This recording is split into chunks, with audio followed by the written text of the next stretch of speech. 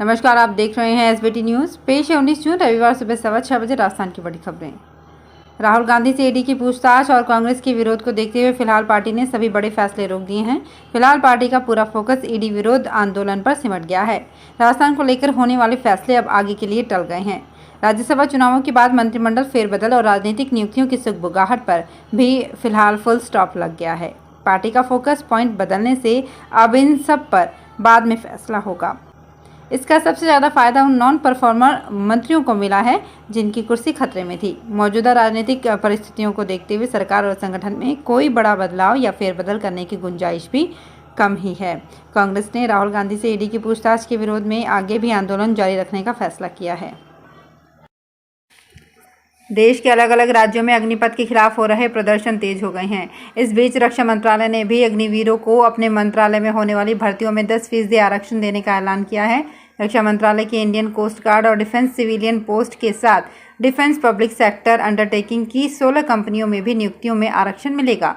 इससे पहले गृह मंत्रालय ने भी सुबह अग्निवीरों के लिए केंद्रीय सशस्त्र पुलिस बल और असम राइफल्स में भर्ती के लिए 10% आरक्षण देने का फैसला लिया है। इन्हें आयु सीमा में भी 3 से 5 साल की राहत देने का ऐलान किया गया है। ब्रांडेड खाद्य तेल कंपनियों ने सोया, पाम और सूरजमुखी तेलों की कीमतों में प्रति लीटर 15 रुपये तक की कमी की है। मई के अंत से तेलों की आपूर्ति में सुधार से ये कदम उठाया गया है। कंपनियों का कहना है कि मई की तुलना में जून में मांग बढ़ने और आपूर्ति ज़्यादा होने की उम्मीद है। इससे आने वाले समय में कीमतों में थोड़ी और कमी हो सकती है। तेल कारोबारियों का कहना है कि अंतर्राष्ट्रीय स्तर पर तेल के दाम में नरमी आई है और इस वजह से यहाँ भी इसका असर देखा गया है। हम इसका फायदा ग्राहकों को दे रहे हैं।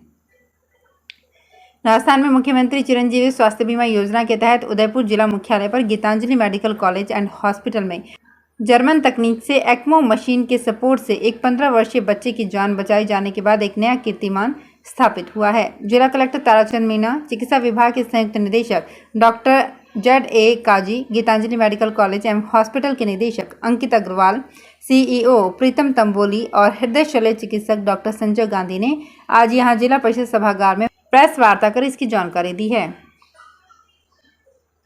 राजस्थान में मेवाड़ की जनजाति कला एवं संस्कृति को मंच प्रदान करने के लिए संभागीय आयुक्त राजेंद्र भट्ट एवं जिला कलेक्टर ताराचंद मीणा ने आगामी 9 अगस्त को विश्व आदिवासी दिवस के मौके पर उदयपुर में ट्राइबल फेस्टिवल आयोजित करने की घोषणा की है। मीणा ने इस संबंध में समस्त विकास अधिकारियों को निर्देश दिए हैं कि अपने अपने क्षेत्रों से जनजाति क्षेत्र की ऐसी प्रतिभाओं की सूची प्रस्तुत करें जो इस अंचल की कला संस्कृति को राष्ट्रीय व अंतर्राष्ट्रीय स्तर तक पहुँचा सके। उज्जैन स्थित महाकालेश्वर मंदिर में कांग्रेस की राष्ट्रीय अध्यक्ष सोनिया गांधी के स्वास्थ्य लाभ के लिए महामृत्युंजय मंत्र का अनुष्ठान किया जा रहा है। कुछ दिन पहले सोनिया गांधी कोरोना संक्रमित पाई गई थी, जिसके बाद उनकी बेटी और कांग्रेस महासचिव प्रियंका वाड्रा के द्वारा ये जाप करवाया जा रहा है। इसकी शुरुआत शनिवार को पार्टी के राष्ट्रीय सचिव सत्यनारायण पटेल समेत अन्य कांग्रेसी नेताओं ने पूजन अर्चना करते हुए की। अनुष्ठान 11 दिन तक चलेगा, जिसे रोजाना 5 पंडित करेंगे। 2 जून को कांग्रेस की राष्ट्रीय अध्यक्ष सोनिया गांधी की कोरोना रिपोर्ट पॉजिटिव आई थी। इसके बाद से उनका स्वास्थ्य लगातार खराब चल रहा है। राजस्थान में केंद्र सरकार की मनरेगा योजना में दिव्यांग जनों को रोजगार नहीं मिल पा रहा है, जिसके बाद में विशेष योग्यजन न्यायालय ने बड़ा निर्णय लिया है। न्यायालय आयुक्त उमाशंकर शर्मा ने पंचायती राज विभाग को निर्देश दिया है कि वे केंद्र सरकार को दिव्यांग जनों के लिए मनरेगा योजना में आरक्षण का प्रस्ताव भिजवाएं, ताकि दिव्यांग जनों को 100 दिन का रोजगार नरेगा में मिल पाए। इस संबंध में डिसेबिलिटी राइट्स एक्टिविस्ट हेमंत भाई गोयल ने परिवाद दायर किया था। करौली के रहने वाले कृष्ण कुणाल के दोनों हाथ नहीं हैं। वे पिछले 1 साल से बेरोजगार हैं।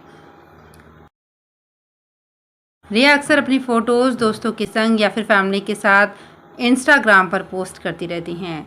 पिछले लंबे समय से रिया वेकेशन एंजॉय करती नजर आ रही हैं। सफ़र की शुरुआत अंडमान और निकोबार से हुई, जिसके बाद वो उड़ीसा, कर्नाटक, महाराष्ट्र के साथ ही कई जगहों पर दोस्तों के साथ एंजॉय करती दिखी। खुद इसकी तस्वीरें रिया ने अपने ऑफिशियल इंस्टाग्राम पर शेयर कर लोगों को इसकी जानकारी दी। राजस्थान बेरोजगार एकीकृत महासंघ द्वारा अपनी विभिन्न मांगों को लेकर 13 जून से शहीद स्मारक पर एक आंदोलन की शुरुआत हुई। 2 दिनों तक 3 वार्ता दौर विफल होने के बाद बेरोजगारों ने अपने आंदोलन को उग्र करने का फैसला लिया। 15 जून को जहां बेरोजगारों ने PCC कूच की कोशिश की तो भारी पुलिस जाब्ते द्वारा उनको शहीद स्मारक के अंदर ही रोक दिया गया, लेकिन 16 जून को धरने पर बैठे बेरोजगार PCC घेराव में कामयाब रहे।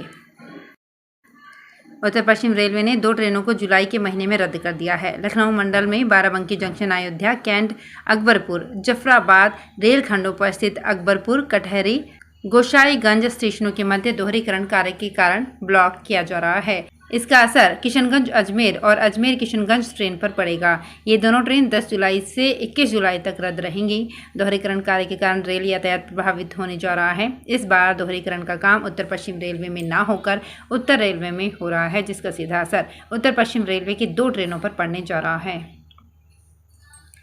राजस्थान के सरकारी स्कूल न केवल अब अंग्रेजी माध्यम में होने लगे हैं, बल्कि पूरी तरह हाईटेक भी होने लगे हैं।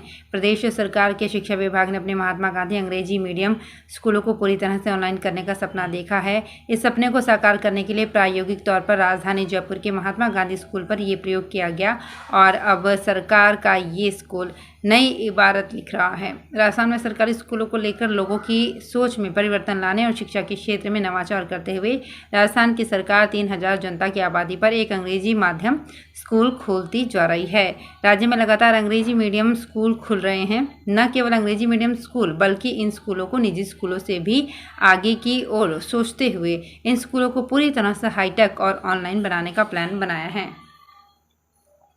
राजस्थान में पहाड़ों, नदियों और जंगलों के बीच गुजरने वाली पहली बड़ी रेल लाइन अगले महीने शुरू हो सकती है। ये पहली बार उदयपुर अहमदाबाद ब्रॉडगेज ट्रैक से जुड़ रहे हैं। इस रेल रूट पर पैसेंजर्स का सफ़र किसी एडवेंचर का एहसास कराएगा। ये करीब 1700 करोड़ रुपए का प्रोजेक्ट है।